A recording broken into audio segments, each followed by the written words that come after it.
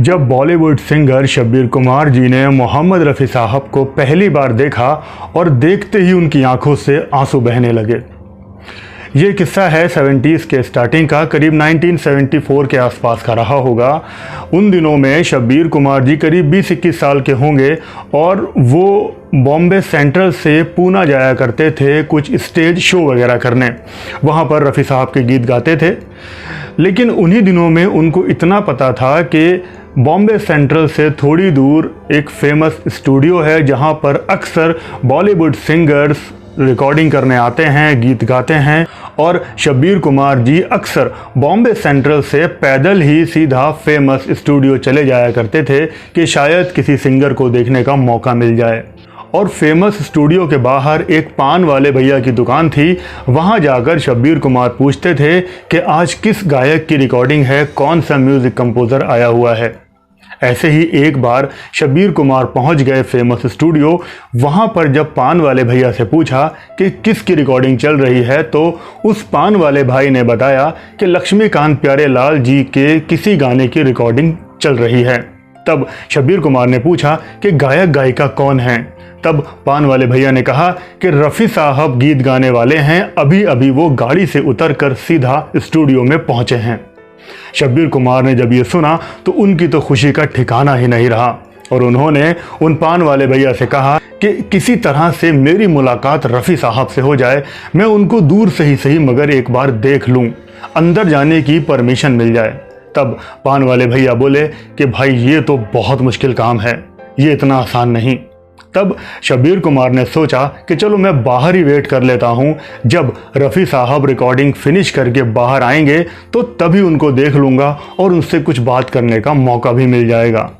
तो यही सोचकर शब्बीर कुमार बाहर वेट करने लगे। तब अचानक ही उन्होंने देखा कि स्टूडियो से कोई इंसान बाहर आया। तो वो लक्ष्मीकांत प्यारेलाल जी के कोई असिस्टेंट थे, उनका नाम था सुरेश। उन्होंने जैसे ही शब्बीर कुमार को देखा तो एकदम वो पहचान गए कि ये शब्बीर कुमार है, क्योंकि शब्बीर कुमार जी और सुरेश जी आपस में एक दूसरे को जानते थे। तब सुरेश जी ने शब्बीर कुमार जी से पूछा कि तुम यहाँ कैसे। तब शब्बीर कुमार जी ने कहा कि रफ़ी साहब से मिलना है और मुझे पता है कि वो अंदर हैं, किसी तरह से मुझे अंदर जाने का रास्ता बता दो ताकि मैं उनको एक बार देख सकूं।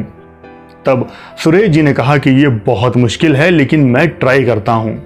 और फिर सुरेश जी किसी तरह से शब्बीर कुमार जी को फेमस स्टूडियो के अंदर लेकर गए और वहाँ पर उन्होंने देखा कि एक सोफ़ा सा लगा हुआ है विजिटर्स के लिए, और शब्बीर कुमार जी उस सोफ़े पे जाकर बैठ गए और उनसे कहा गया कि आप बिल्कुल भी बात ना करें, बस चुपचाप यहाँ बैठे रहिए। शब्बीर कुमार बहुत खुश थे और तब वहाँ सोफ़े पर बैठे बैठे शब्बीर कुमार जी ने अपनी पॉकेट से निकाला अपना स्केच पेन और ड्राइंग बुक, एक पेपर निकाला, क्योंकि शब्बीर कुमार जी को ड्राइंग करने का बहुत शौक था। और शब्बीर कुमार जी ने वहाँ बैठे बैठे रफ़ी साहब का स्केच बनाना स्टार्ट कर दिया। फिर जब मोहम्मद रफ़ी साहब गाने की रिहर्सल करके जब हॉल की तरफ आए, तब शब्बीर कुमार जी ने रफ़ी साहब को पहली बार देखा, दूर से ही देखा। और शब्बीर कुमार जी इतने खुश हो गए कि उनकी आंखों से बस आंसू की धारा बहने लगी। ये खुशी के आंसू थे या क्या था, वो बस रफ़ी साहब को देखते रहे और ज़ारों कतार रोते रहे। उसके बाद उनके दिल को ये तसल्ली हुई कि एटलीस्ट उन्होंने रफ़ी साहब को देख लिया। उसके थोड़ी देर के बाद गाना रिकॉर्ड हुआ। गाना था फिल्म पैसे की गुड़िया का, जो कि रिलीज़ हुई थी 1974 में। गाने के बोल थे, कोई फूल ना खिलता, कोई कली भी ना होती, अगर तू ना होती। इस तरह का एक गाना था जो कि रफ़ी साहब ने लक्ष्मीकांत प्यारेलाल के म्यूज़िक में गाया था।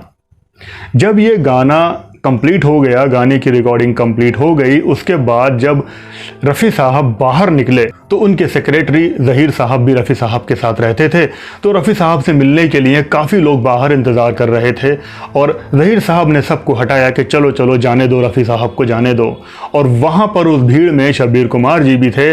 शब्बीर कुमार जी ने वहाँ पर अचानक से रफ़ी साहब का बनाया हुआ जो स्केच था वो रफ़ी साहब के आगे कर दिया। रफ़ी साहब ने जैसे ही वो देखा तो वो बड़े ही प्यार से, बहुत ही धीरे आवाज़ में जैसे बात करते थे, रफ़ी साहब ने कहा, अभी बनाई है, बहुत अच्छी बनाई है, ज़हीर ज़रा पेन तो देना। तब रफ़ी साहब ने पेन से अपना ऑटोग्राफ दिया उस स्केच पर, और जब स्केच शब्बीर कुमार जी की तरफ आगे बढ़ाया तो शब्बीर कुमार जी ने रफ़ी साहब के हाथों का बोसा ले लिया और वो बहुत खुश रहे। ये थी पहली मुलाकात रफ़ी साहब और शब्बीर कुमार जी की, जो कि शब्बीर कुमार जी कभी भुला नहीं पाए हैं। ये सारा वाक़या, सारी घटना खुद शब्बीर कुमार जी ने अपने एक इंटरव्यू में बताई थी। ये हमने वहीं से ली है दोस्तों। Thank you very much. आज की वीडियो में बस इतना ही था।